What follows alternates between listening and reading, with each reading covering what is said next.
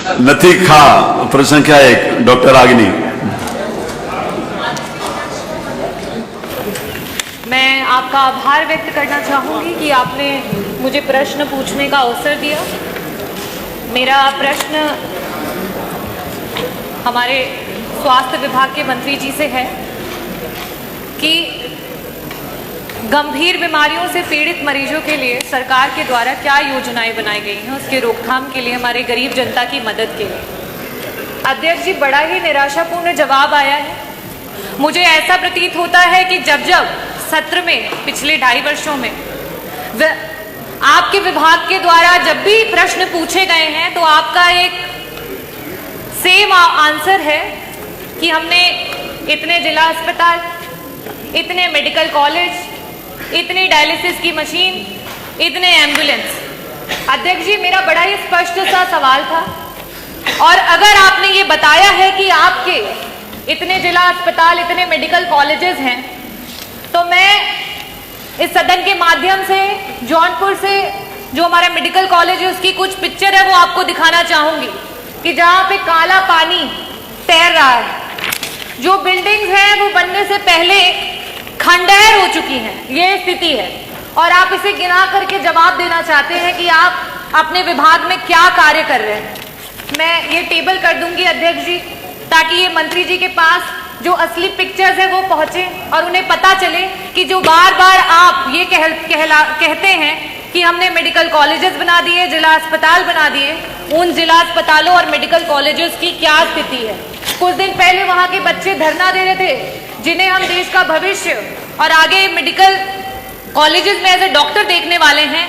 आज उनके पास ना शुद्ध पेयजल है, ना बिजली है, ना पानी है। हम मरीजों को क्या ठीक करेंगे मंत्री जी? हमारे तो डॉक्टर बीमार हो रहे हैं, कभी डेंगू, कभी मलेरिया और कभी जॉन्डिस से। ये स्थिति है अध्यक्ष जी। It is really shame for the UP health minister and the department of health ministry. और आज सेंट्रल में तीसरे टेनियर के बाद भी अगर मेडिकल कॉलेजेस की ये स्थिति है, definitely a shame for this सरकार कि आप इस तरीके की स्थिति ला करके रखी है आपने। अध्यक्ष जी, जवाब में इन्हें ये देना चाहिए था कि गंभीर बीमारियों के लिए जो हमारे डॉक्टर्स होते हैं, चाहे वो पैलिएटिव मेडिसिन के डॉक्टर्स हों, चाहे आपके ऑन्को सर्जन्स हो, ऑन्कोलॉजिस्ट हो, गायनेकोलॉजिस्ट हो, न्यूरो एनेस्थीसिया डिपार्टमेंट के डॉक्टर्स हो, चाहे आपके कार्डियो सर्जन्स हो, सीटीवीएस के सर्जन्स हो, आपने कितने डॉक्टर्स को बढ़ा, कितने डॉक्टर्स को आपने बढ़ाया?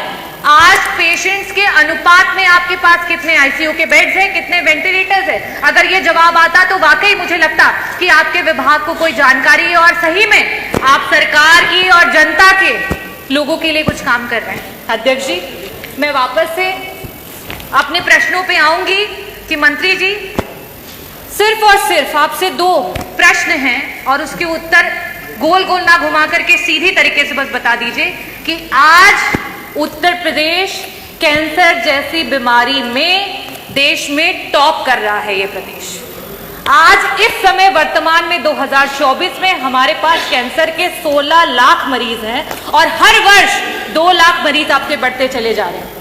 और इन गरीब मरीजों के पास ना तो पैसा है इलाज कराने के लिए और ना अस्पतालों में बेड्स। इन परिस्थितियों में अगर वो मरीज किसी प्राइवेट अस्पताल में जाता है, बड़ा बड़ा एस्टिमेट मिलता है।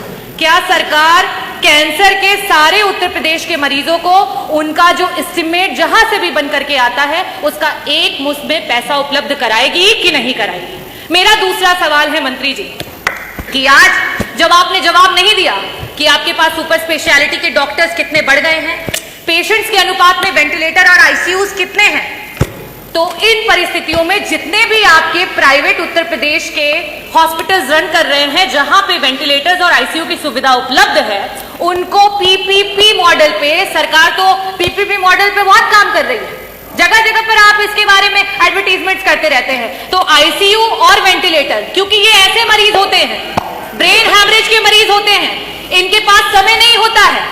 मंत्री जी, अगर एक्सीडेंट हो गया, आज बीपी बढ़ गया और ब्रेन हैमरेज हो गया तो तुरंत उसका ऑपरेशन होना है, लेकिन उनके पास पैसा नहीं होता ना वेंटिलेटर पे देने के लिए, ना उन वेंटिलेटर्स पे रहने के बाद।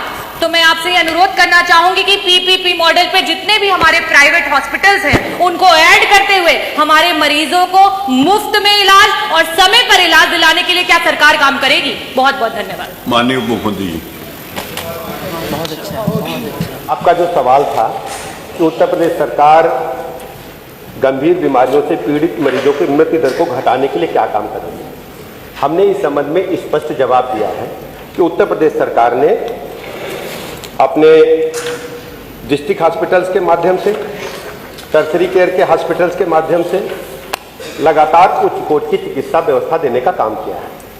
जहां तक गंभीर मरीजों के धनाभाव का सवाल है, इसके लिए माननीय प्रधानमंत्री जी की दुनिया की सबसे बड़ी योजना आयुष्मान भारत उत्तर प्रदेश में लागू है। और मैं सदन को बताना चाहता हूं कि पूरे भारतवर्ष में उत्तर प्रदेश नंबर 1 पर है आयुष्मान भारत कार्ड बनाने में। और हमने सरकारी अस्पतालों के साथ साथ प्राइवेट अस्पतालों को भी उसमें चिन्हित किया है, रजिस्ट्रेट किया है, वहां भी हम निःशुल्क इलाज दे रहे हैं। सबसे बड़ी बात यह है एम्बुलेंसेज के बारे में, हमारी 102 एम्बुलेंस और 108 एम्बुलेंस लगातार काम कर रही है। 2200 एम्बुलेंस हमारे पास 108 की है, 2270 एम्बुलेंस हमारे पास 102 की है। और इनको हम लगातार मरीज को अस्पतालों तक पहुंचाने का काम कर रहे हैं। डायलिसिस की चिंता हम आप माननीय सदस्य ने की। डायलिसिस के बारे में उत्तर प्रदेश में इससे पहले जिला स्तर पर डायलिसिस नहीं होते। बड़े शहरों में कानपुर, लखनऊ, मेरठ, बनारस जैसे बड़े शहरों में होते थे। डायलिसिस की सुविधा देने वाला राज्य 74 जनपदों में आप हर जिला मुख्यालय पर डिस्ट्रिक्ट हॉस्पिटल में 10 बेड उपलब्ध है, जिससे डायलिसिस की सुविधा हम दे पा रहे हैं। 71 हमारे जिला चिकित्सालय हैं जहां हम सिटी स्कैन की सुविधा पहली बार दे पा रहे हैं। पहले डिस्ट्रिक्ट हॉस्पिटल्स में सिटी स्कैन की सुविधा नहीं होती।